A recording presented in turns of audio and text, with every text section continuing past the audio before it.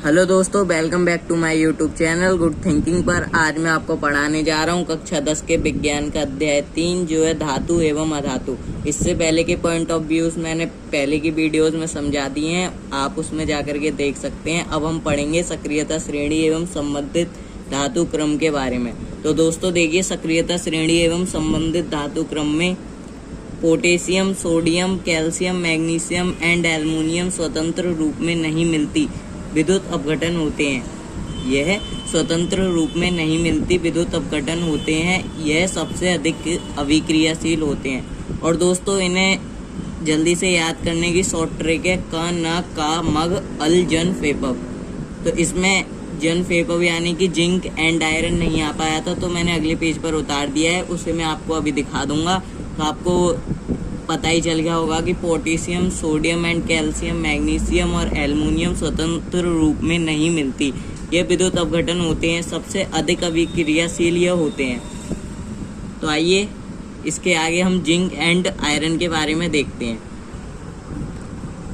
तो देखिए zinc and iron में, तो दोस्तों जिंक एंड आयरन में मैंने आपको बताई थी शॉर्ट ट्रिक इसे याद करने की ये क्या थी। तो ये थी कन, का, मग, अल्जन, फेप, अल्जन, फे, क, न, का, मग, अल्जन, फे। अब दोस्तों इससे आगे देखिए पीवी, सीयू, एचजी यानी कि PB lead, CU copper, HG mercury, ये है सल्फाइड ऑक्साइड तथा कार्बोनेट अयस्क के रूप में कार्बन द्वारा अपचयन। तो दोस्तों ये मध्य अभिक्रियाशील हैं। ये क्या है? मध्य अभिक्रियाशील हैं। और जो कन, का, मग, अल्जन, फेपब शॉर्ट ट्रिक मैंने बताई थी वो थे सबसे अधिक अभिक्रियाशील और वो स्वतंत्र रूप में नहीं मिलती विद्युत अपघटन होते हैं। यह मध्य अभिक्रियाशील पीवी, सीयू, एचजी ये सल्फाइड ऑक्साइड तथा कार्बोनेट अयस्क के रूप में कार्बन द्वारा अपचयन है। और दोस्तों देखिए सबसे कम अभिक्रियाशील क्या है?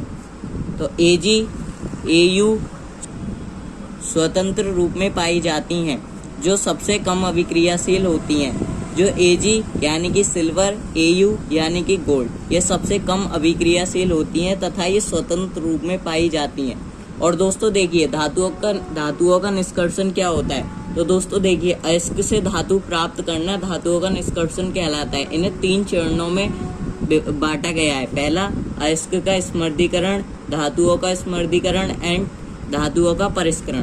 तो आपको समझ में आया होगा कि सक्रियता श्रेणी एवं संबंधित धातु क्रम में कुछ शॉर्ट ट्रिक मैंने आपको बताई थी कि सबसे अधिक अभिक्रियाशील क्या होते हैं, मध्य अभिक्रियाशील क्या होते हैं तथा सबसे कम अभिक्रियाशील क्या होते हैं। तो सबसे अधिक अभिक्रियाशील मैंने आपको बताया था कि potassium, sodium and calcium, magnesium, aluminium ये सबसे अधिक अभिक्रियाशील होते हैं तथा मध्य अभिक्रियाशील होते हैं पीवी, सीयू, एचजी यानी कि PB lead, copper and mercury, ये मध्य अभिक्रियाशील होते हैं। और दोस्तों सबसे कम अभिक्रियाशील क्या होता है?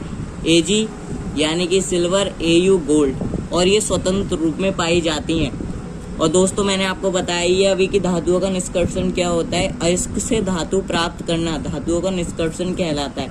इन्हें 3 चरणों में बांटा गया है। पहला अयस्क का स्मृतीकरण, दूसरा चरण धातुओं का निष्कर्षण, तीसरा चरण धातुओं का परिष्करण। तो दोस्तों इससे आगे बढ़ने से पहले हम अयस्क का कुछ डायग्राम समझ लेते हैं। तो दोस्तों देखिए अयस्क के बाद अयस्क का सांद्रण होता है जो तीन अभिक्रियाशील धातुओं में विभाजित होता है। तो दोस्तों पहला है उच्च अभिक्रियाशील धातुएं, दूसरा मध्यम अभिक्रियाशील धातुएं तथा तीसरा निम्न अभिक्रियाशील धातुएं। तो उच्च अभिक्रियाशील धातुओं में गलित धातु का विद्युत अपघटन होता है, गलित धातु का विद्युत अपघटन होता है तथा मध्यम अभिक्रियाशील धातुएं 2 भागों में विभाजित हैं। पहला सल्फाइड अयस्क, दूसरा कार्बोनेट अयस्क। सल्फाइड अयस्क में मरकरी, जिंक। और दोस्तों देखिए मरकरी अयस्क और जिंक अयस्क तथा कार्बोनेट अयस्क जो दूसरे भाग में विभाजित है, इसमें जिंक कार्बोनेट होते हैं। तो दोस्तों अब देखिए HGS तथा ZNS ये सिनावर वायु हैं तथा ZnCO3 ये सीमित वायु में है। और दोस्तों देखिए ये HGS यानी कि सल्फाइड अयस्क तथा ये भर्जन्य और कार्बोनेट अयस्क ये निस्तापन है। इन दोनों से मिलकर बनते हैं धातु का ऑक्साइड, धातु में अपचयन तथा धातु का शोधन।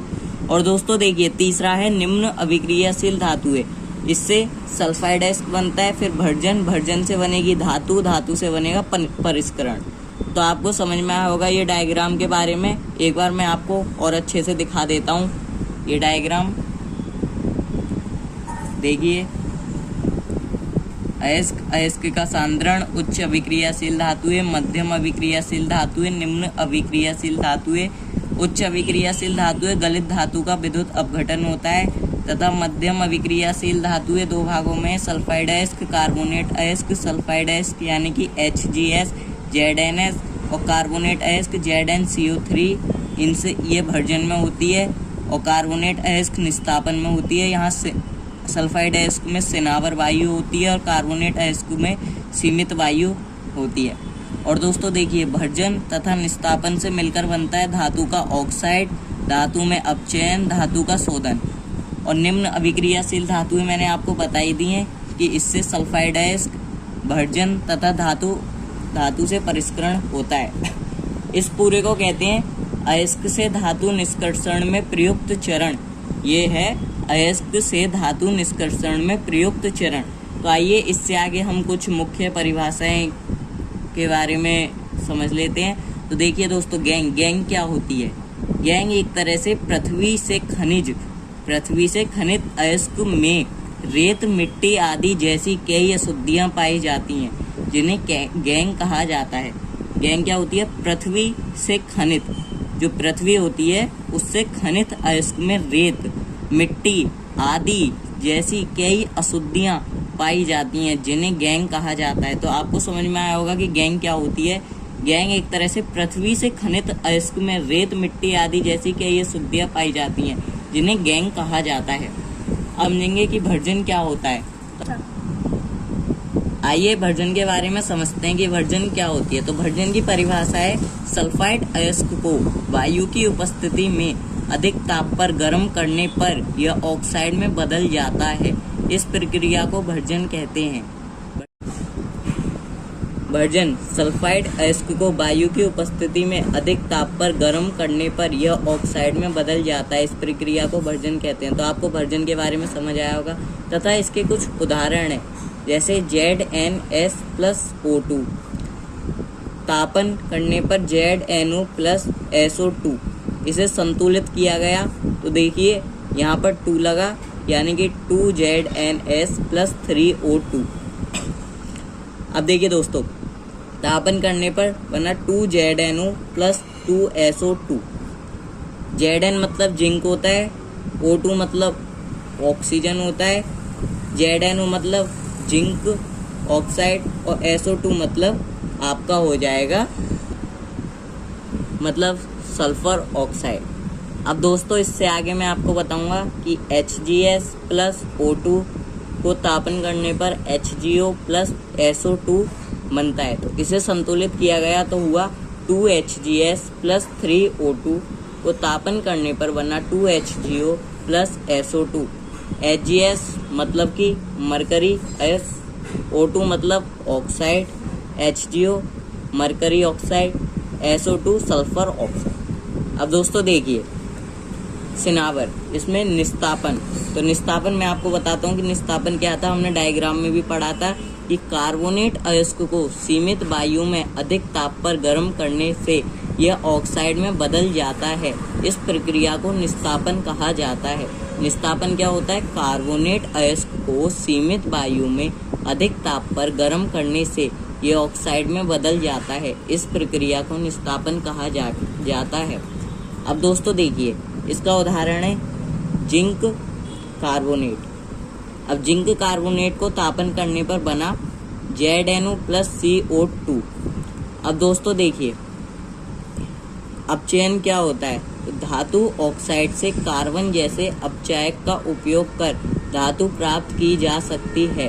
तो ZnO+C से मिलकर बना Zn+CO। अब दोस्तों देखिए आपको निस्तापन तथा अपचयन के बारे में समझ में आया होगा। एक बार मैं आपको दोबारा से रिवाइज करवा देता हूँ कि निस्तापन तथा अपचयन क्या होता है। तो निस्तापन होता है कार्बोनेट अयस्क को सीमित वायु में अधिक ताप पर गर्म करने से यह ऑक्साइड में बदल जाता है। और दोस्तों इस प्रक्रिया को निस्तापन कहा जाता है। इसका उदाहरण है ZnCO3। इसका तापन करने पर ZnO प्लस CO2 बनता है। अपचयन क्या होता है? धातु ऑक्साइड से कार्बन जैसे अपचायक का उपयोग कर धातु प्राप्त की जा सकती है। अब जैसे ZnO प्लस C से मिलकर बना Zn प्लस CO। भर्जन के बारे में मैंने आपको समझा ही दिया था, एक बार आपको फिर से रिवाइज करा दूं कि भर्जन क्या होता है। सल्फाइड अयस्क को वायु की उपस्थिति में अधिक ताप पर गर्म करने पर यह ऑक्साइड में बदल जाता है। इस प्रक्रिया को भर्जन कहते हैं। तो भर्जन आपको समझ में आया होगा तथा इसके उदाहरण भी मैंने आपको बताए थे कि ZnS प्लस O2 का तापन करने पर ZnO बना प्लस SO2 बना तथा इसे संतुलित किया गया तो 2ZnS प्लस 3O2 को तापन करने पर 2ZnO प्लस 2SO2 बना। अब दोस्तों दूसरा उदाहरण है 2HGS प्लस 3O2 का तापन करने पर 2HGO प्लस 2SO2 बना। अब दोस्तों मैंने आपको बता ही दिया है कि भर्जन क्या होता है, निस्तापन, अपचयन तथा एक और बचा है गैंग के बारे में मैं आपको समझा देता हूँ कि गैंग क्या होती है। हम इनकी मुख्य कुछ परिभाषाएं याद कर रहे हैं, इन्हें याद करने से ही पेश पड़ेगी और कुछ नहीं होगा। और दोस्तों इसे कम रटना कम है, याद करना, क्योंकि इसमें जो होते हैं रासायनिक समीकरण उन्हें रटा नहीं जाता, उन्हें एक तरह से याद किया जाता है। लिख करके याद करिए, समझ करके। अब दोस्तों देखिए गैंग क्या होती है। पृथ्वी से खनित अयस्क में रेत, मिट्टी आदि जैसी कई अशुद्धियाँ पाई जाती हैं जिन्हें गैंग कहा जाता है। तो आपको समझ में आया होगा कि गैंग क्या होती है, भर्जन क्या होता है, निस्तापन तथा अपचयन क्या होता है, और मैंने आपको एक डायग्राम समझाया था वो क्या होता है। दोस्तों अगर वीडियो आपको अच्छी लगी हो तो लाइक कीजिए, कमेंट कीजिए एंड सब्सक्राइब कीजिए। इससे आगे का मैं आपको अगली वीडियो में बताऊंगा। धन्यवाद।